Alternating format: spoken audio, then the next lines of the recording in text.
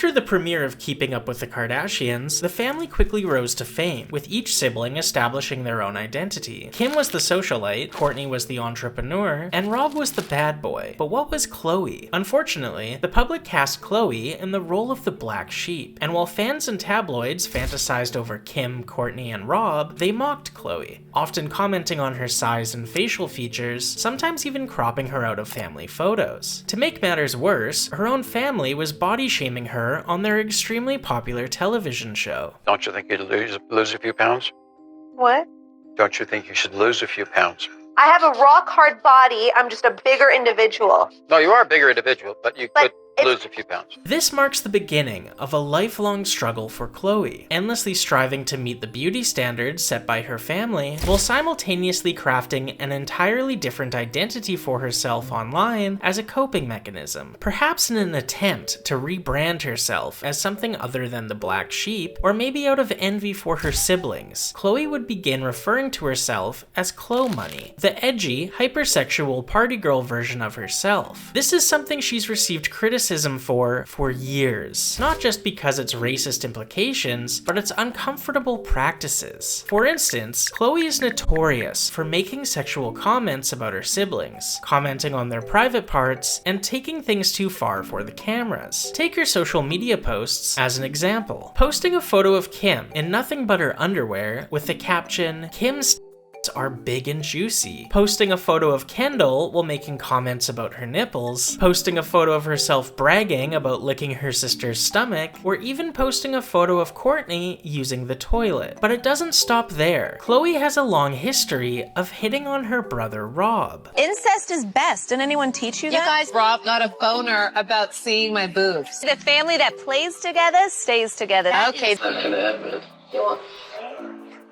I can't look at you when you say that. This pattern of behavior is also visible on her Twitter. In Rob's world, baby mama and sister mean the same thing. How hot is Rob? LOL. Is that weird since that's my brother? In 2015, Kourtney even shared a screenshot from their family group chat that shows more of this bizarre behavior from Khloe. During a shoot for Skims loungewear in 2021, Khloe takes the opportunity to straddle Kourtney. And during an episode of Cocktails with Khloe, Khloe's talk show that was cancelled after one season, her half-sister Kendall-Jenner tells a funny story about a drunk Khloe sexually assaulting her after she went to bed. Like 2 years ago, I mean, it happens all the time, but she was so drunk and I'm going to bed, I'm in my room, and you came in and you literally started humping me.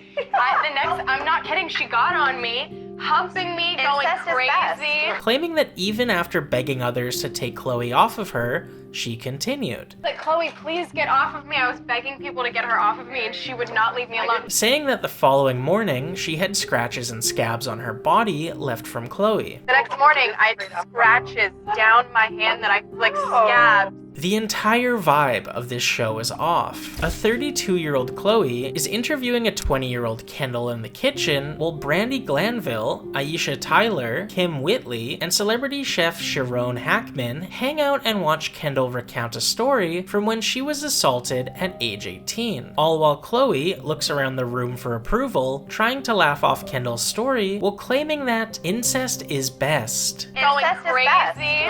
Literally, I was like... Khloe attempts to downplay it, claiming that Kendall is exaggerating, only for Kendall to double down. She's exaggerating. Okay. No, I'm not kidding. I tweeted it, remember? I remember. While this is happening, out of discomfort from the story, Sharon wanders off to get something out of the cupboard, while Aisha turns her back to the camera and makes herself busy by the sink. Not that it matters so much, but another bizarre thing about this show is the age of its guests. At the time, Brandi was 44, Aisha was 46, Kim was 55, and a 32-year-old Khloe is asking them for drunk stories like they're at a frat party. By 2010, the Kardashians were on top of the world. The show achieved the highest ratings it would ever reach, and Kim Kardashian had become the beauty blueprint for young women across the world. And over the next decade, Kim's face and body would continue to set the bar. Celebrities started popping up with faces just like Kim's, and some surgeons even started offering Kim Kardashian packages, promising to give you the same features as her. her. After attempting to find her own style, which involved headdresses and bantu knots, Khloe gave up and began her cosmetic surgery journey in hopes of finally feeling like she fit in with her family. This is the saddest part of the story, because Khloe wasn't an unattractive woman, she just had a different build from Kim. But what else could you expect her to do? For years, Khloe was the black sheep, the ugly duckling, the one that didn't fit in. And of course, she wanted the jokes to stop, and looking more like Kim was the obvious answer. It especially had to hurt that her two younger half-sisters, Kendall and Kylie Jenner, had reached adulthood and were taking over social media with a face similar to Kim's. Unfortunately, even with her new face and BBL, it's clear Khloe still suffered from body dysmorphia, as she began heavily editing her image on social media to the point that she effectively created an entirely new person. I'm not exaggerating when I say that Khloe Kardashian's Instagram looked more like one of those AI girlfriend pages than an actual human. To make matters worse, they started heavily editing her face on the TV show, The Kardashians, using filters and digital makeup to try and match her social media appearance. This effectively created a third version of Khloe, leaving us with Instagram Khloe, TV Khloe, and the real Khloe. This has led to some awkward moments where she goes too far, only to be called out by commenters and publications pointing out the obvious editing in her photos. For years, fans and critics have attributed Khloe's different appearance from her siblings to speculation that she may not share the same biological father. Let's run through some of the evidence. When Kris was 19, she was engaged to professional golfer Cesar Sanudo. Cesar was often traveling for work and would let Kris live in his home while he was gone. This is where she would first bring Robert Kardashian to hook up with after they began dating while Kris was still engaged to Cesar. However, during one of these meetups with Robert, Cesar came home unannounced and caught them in bed together. Cesar broke up with Kris and she continued to date Robert, eventually getting married a couple years later. However, Kris would cheat on Robert multiple times during their marriage. One of these confirmed affair partners is Todd Waterman, a soccer player turned animator that had also been working as her personal trainer. Kris has since described this as her life's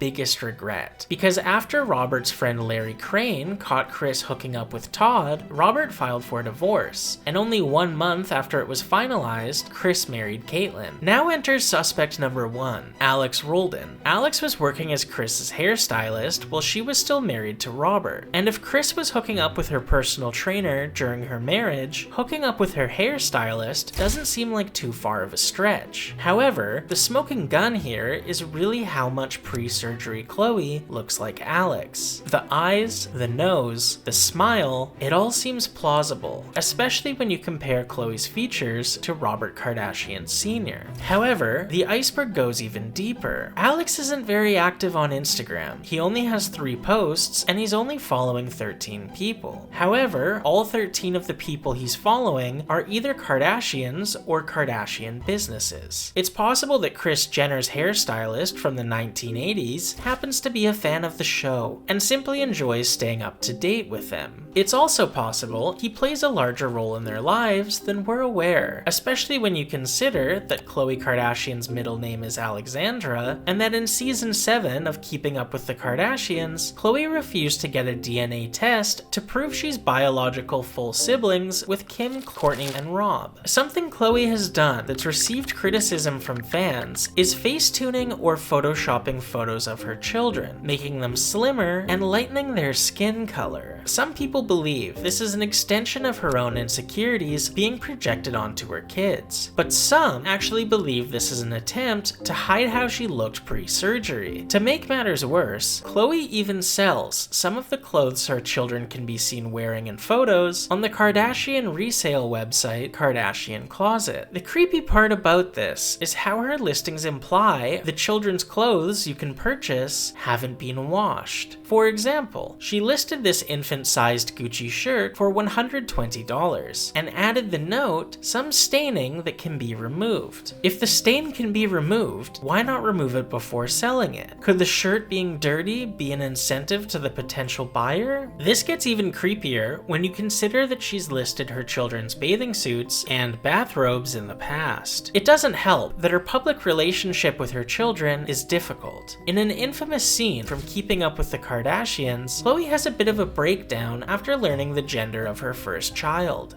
You're having a girl. You're lying. I'm not lying. Shut up. I'm having a girl.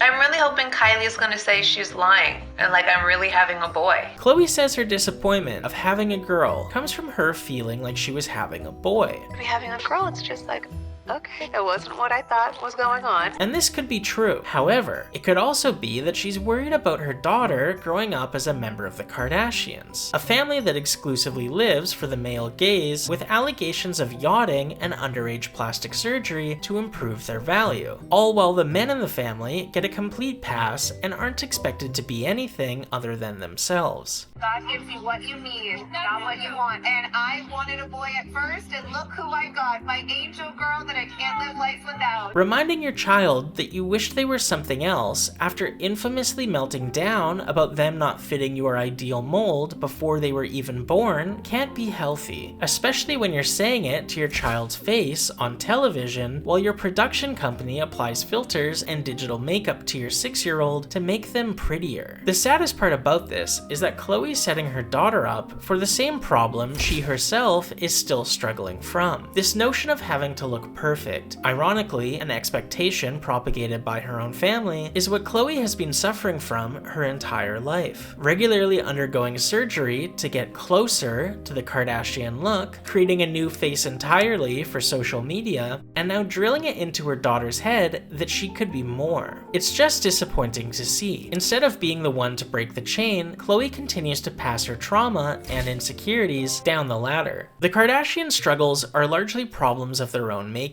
They set the expectation to be flawless, ageless, and perpetually desirable, and it's frustrating that they don't acknowledge the irony in their actions. Even recently, Khloe complained about the California wildfires and the lack of water to save homes, despite her family being repeatedly fined for exceeding water limits to maintain lush lawns and full pools during a drought. A Kardashian redemption arc could be simple. Be honest, acknowledge the surgeries, the filters, and the curated image, instead of attributing it all to detox teas and a drop of mascara. But that moment may never come. They seem too deep into their own narrative to break free, and perhaps they've been living the lie so long, they actually believe it.